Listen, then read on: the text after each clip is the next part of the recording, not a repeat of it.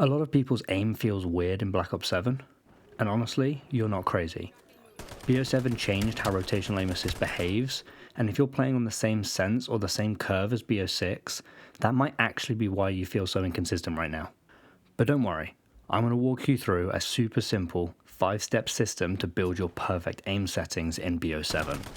And then I'll show you a few of the aim training tricks that I've been using that have genuinely helped me get more consistent in this game. So first, let's clear up the big question. What actually changed? Rotational aim assist, the sticky part of aim assist that helps with tracking, didn't get removed. It still activates off left stick movement, but the strength of rotational aim assist has been reduced pretty noticeably. About 50% less than it was in BO6 if you're just moving your left analog stick. However, you can still get the full rotational aim assist strength, you just need to apply some right stick pressure in the direction of the enemy's movement. So now, micro adjustments matter more, your aim curve matters more, and sensitivity that felt fine in BO6 might feel twitchy now.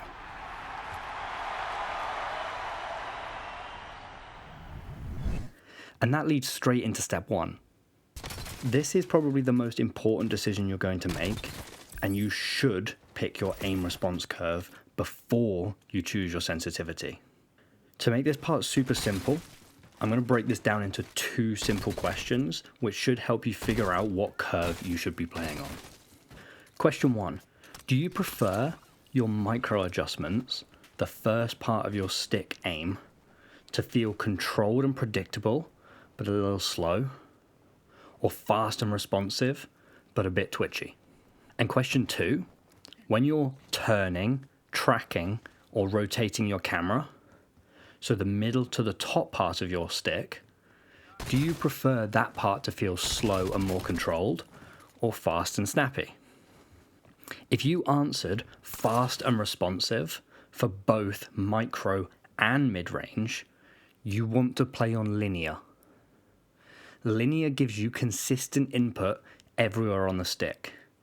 Equally, if you answered controlled and predictable for both micro adjustments and tracking, you also want to play on linear, just you want to drop your sensitivity a little bit.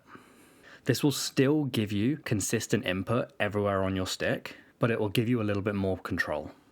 What if you want slow micro adjustments, but you still want the fast tracking and turning? That is when you should actually play on standard. Standard accelerates harder the further you push your stick. And finally, if you want fast micro adjustments, but the smoother mid-stick tracking, that's where you want to play on dynamic. That's why the pros like it. It's very responsive in those micro adjustments, but it allows for more controlled movement during those long tracking movements. However, because rotational aim assist is weaker now, a lot of former dynamic players may now prefer to play on linear, because dynamic relies on strong aim assist to catch those twitchy micro movements. But for me personally, I still do prefer dynamic. I am playing on dynamic right now. I really like to have those twitchy micro adjustments. It just fits how I play. But that doesn't mean it's the right curve for you. So go through those 2 questions, think about your answers, and then apply the right curve for your preferences.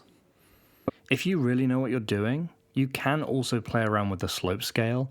This is an advanced setting that really lets you tune the curve exactly how you like it.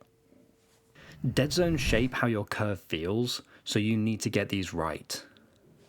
Left stick min, set this one to 0. You want instant movement, especially with how rotational aim assist activates.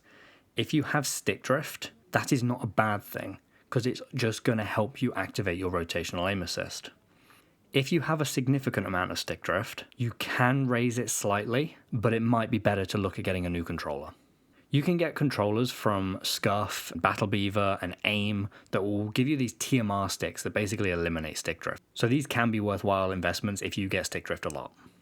For left stick max, I really like lowering this down For me, I found putting it around 6-7 works most comfortably. It's about 2/3 of the way down of your stick's input.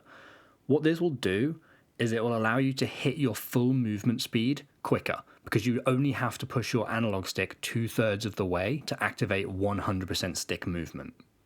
I don't want to go much lower than this because it's just going to reduce my ability to control how fast I can move forwards. Right stick min, you want to drop this one to 0, basically for the exact same reason as for your left stick. You want to obviously have the most responsive aim you can possibly have. The low dead zone is just going to help you activate your rotational aim assist, even with a little bit of stick drift again.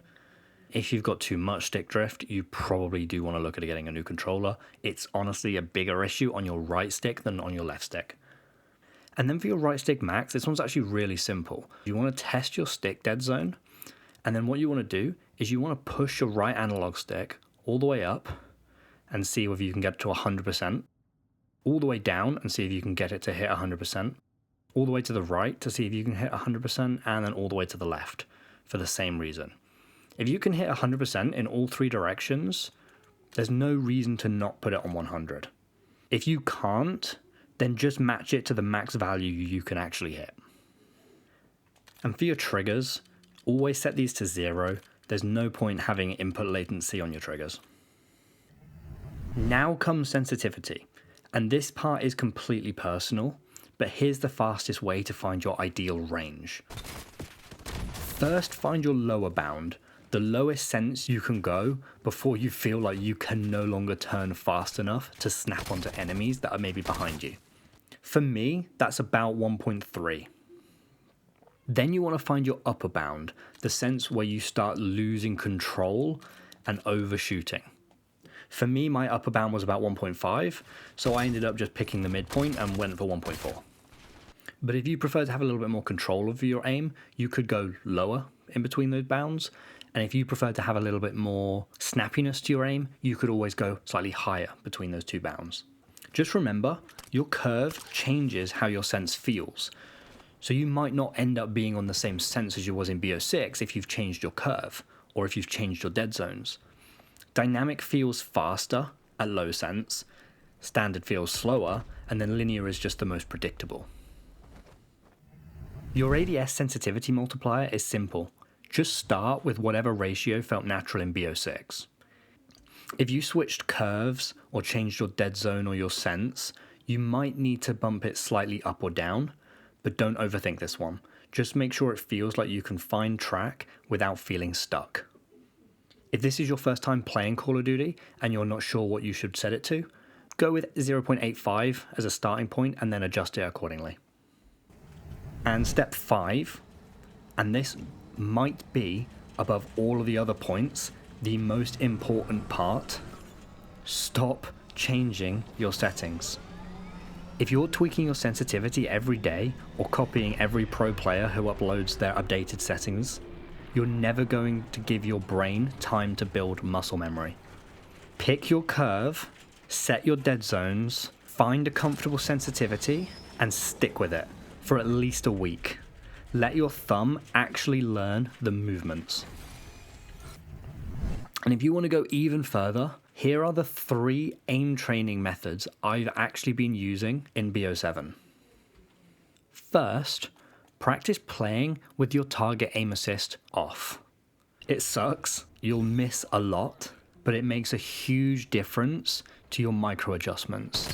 If you can learn to aim with your target aim assist off, when you turn it back on, it will genuinely feel like you're cheating. If it's your first time trying this, maybe do it in a private match against bots first so you can get a feel for it. But I think it's actually really valuable to try this in public matches because it simulates real gunfights as opposed to fighting bots. It's harder, but it will definitely help you if you do it.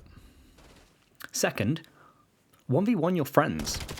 It gives you real gunfights, real pressure, and you get way more meaningful reps than just running around against bots. It allows you to practice your aiming whilst also practicing your movement.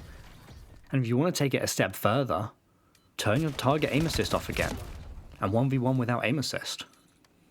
Combining the 2 together can make this step even better. And number 3 is to do some aim training on the green screen map.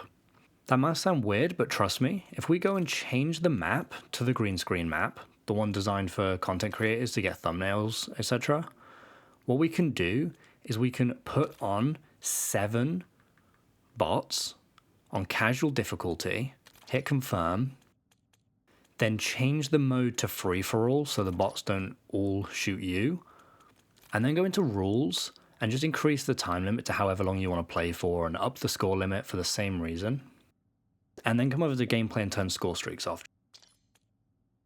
And then just hit start. And just while this starts up, I just want to give a shout out to Lightsfire for putting me onto this. But this is genuinely brilliant. So it just gives you this flat map with no cover. And if you want to take it a step further, you could turn off aim assist again, or you could even turn the health of the bots up. So yeah, pick your curve properly, dial in your dead zones, find your sense, set your ADS multiplier, stop changing your settings, and then put in the practice. This helped me get my aim to feel really consistent in BO7, and I think it'll help you too. If this helped, drop a like, and let me know in the comments what curve you're currently using, dynamic, linear, or standard. I'm genuinely curious. And if you like this content, make sure to subscribe, and let me know what other videos you'd like to see.